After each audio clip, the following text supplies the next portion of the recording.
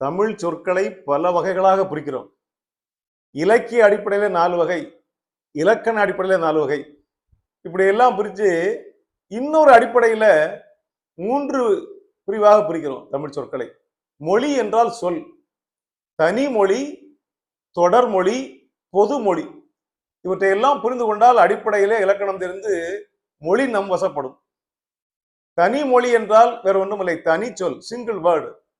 ஒற்றை சொல்லாக இருந்து பொருள் உணர்த்துவது. கடல், மலை, பாம்பு, நீர், இவையெல்லாம் ஒரே சொல் தான். அந்த சொற்களை பிரிக்க முடியாது, அதை பகுக்க முடியாது. பகாபதங்களாக இருந்து ஒரு சொல்லாக இருந்து பொருள் உணர்த்துவது தான் தனி மொழி என்று பெயர். ஒன்றுக்கு மேற்பட்ட சொற்கள் தொடர்ந்து வந்து பொருள் தந்தால், தண்ணீர் பருகினான், தண்ணீர் அருந்தினான், நான் வந்தேன், அவன் ஊருக்கு சென்றான், 3 சொற்கள். இது நல்ல படம், 3 சொற்கள்.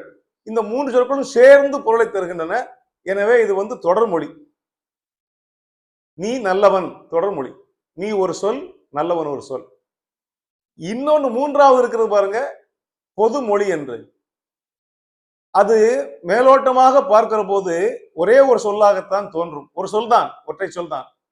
அந்த ஒற்றை சொல்லை ஏதோ ஒரு வகையில் 2ஆக பிரித்தால் 2 பொருட்களை தரும். தனிமொழியாக இருக்கிற அந்த மொழி இப்படி பிரிக்கிற போது தொடர்மொழியாக மாறிவிடும்.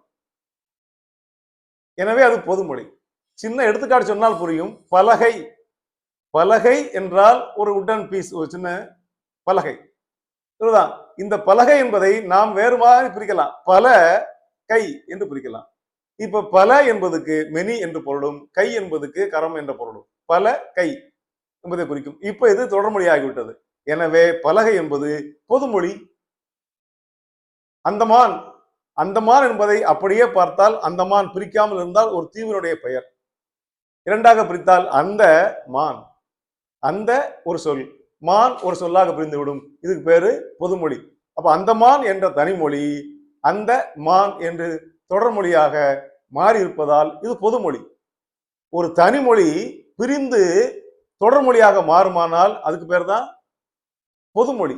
தலைமை, தலைமை என்றால் அவர் சீஃப், அவர் ஹெட். அதே தலைமையை தலை மை என்று பிரித்தால் ஹெட் வந்துடும், மை அங்க போயிடும். அது தொடர்மொழியாக மாறிவிடும். இந்த வேறுபாடு தெரிந்து கொண்டால் தனிமொழி எது, தொடர்மொழி எது, பொதுமொழி என்பது தெளிவாக புரிந்து கொள்ளும்.